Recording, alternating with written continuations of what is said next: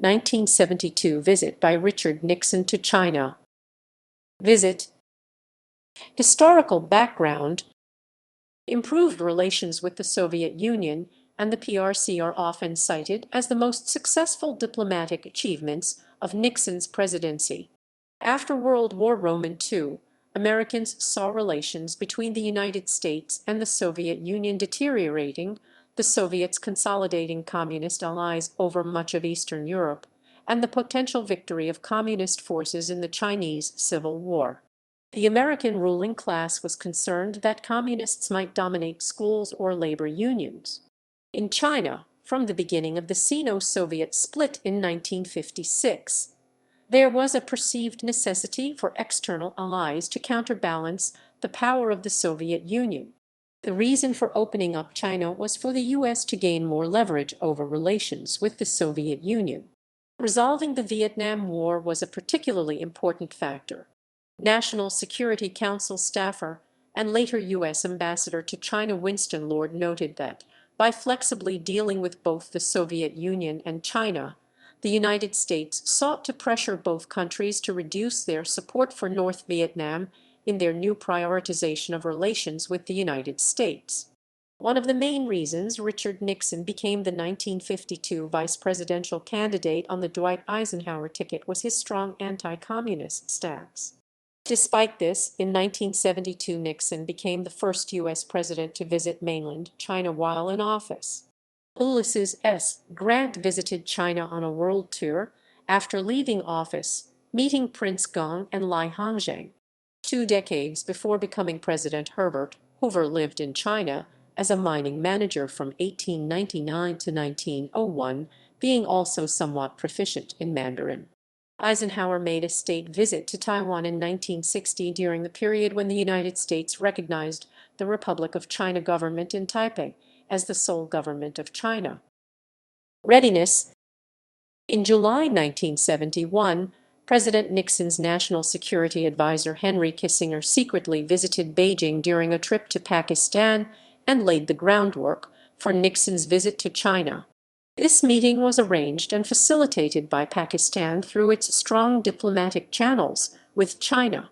Transcripts of White House meetings and once confidential documents show Nixon began working to open a channel of communication with Beijing from his first day in the White House. For this ambitious goal to be reached, President Nixon had carried out a series of carefully calibrated moves through Communist China's allies Romania and Pakistan. Travel to China. President Nixon, his wife, and their entourage left the White House on February 17, 1972, spending a night in Kano Marine Corps Air Station, Oahu, Hawaii.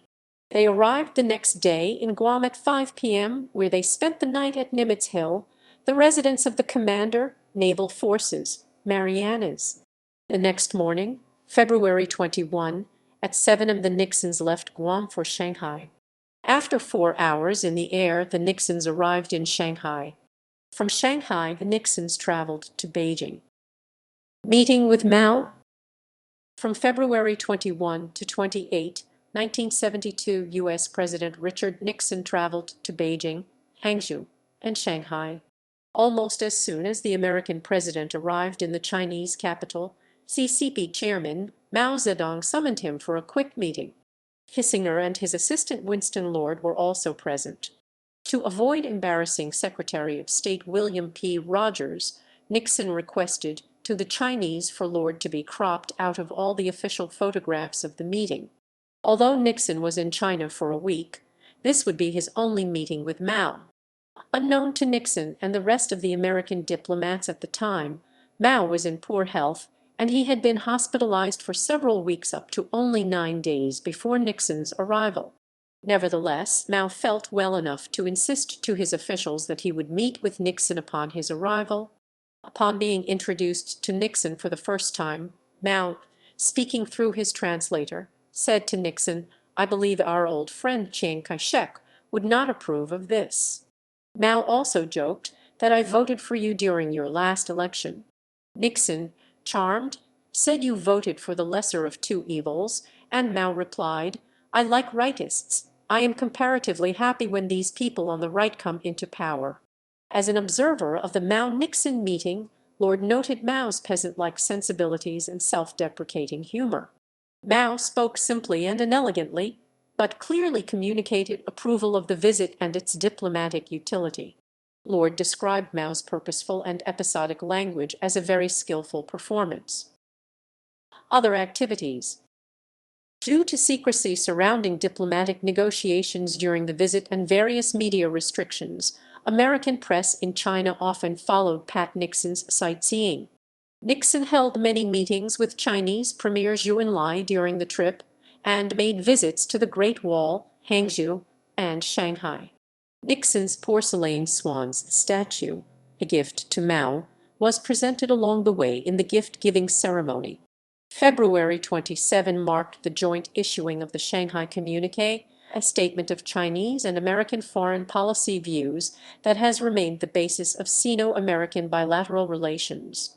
In the communiqué, both nations pledged to work toward the full normalization of diplomatic policy and acknowledged long-standing differences. Nixon concluded the visit in the morning of February 28, when he left China on a flight to Anchorage, Alaska. Results: the Chinese agreed to a peaceful settlement of the Taiwan question. The statement enabled the U.S. and PRC to temporarily set aside the crucial question obstructing the normalization of relations concerning the political status of Taiwan and to open trade and other contacts. However, the U.S. continued to maintain official relations with the government of the Republic of China in Taiwan and did not break off until 1979, when the U.S. established full diplomatic relations with the PRC. While in Shanghai, Nixon spoke about what this meant for the two countries in the future. This was the week that changed the world, as what we have said in that communiqué is not nearly as important as what we will do in the years ahead to build a bridge across 16,000 miles and 22 years of hostilities which have divided us in the past. And what we have said today is that we shall build that bridge. Nixon and his aides carefully planned the trip to have the biggest possible impact on television audiences in the United States. The media coverage of the trip was overwhelmingly positive. Later interviews with correspondents who traveled with the president show how eager they were to be on the trip, which some labeled the most important summit meeting ever. John T. Downey and Richard Fecteau, CIA operatives who were held captive in China from November 1952, were released after Nixon's visit to China. Aftermath: Nixon's visit to China was well planned.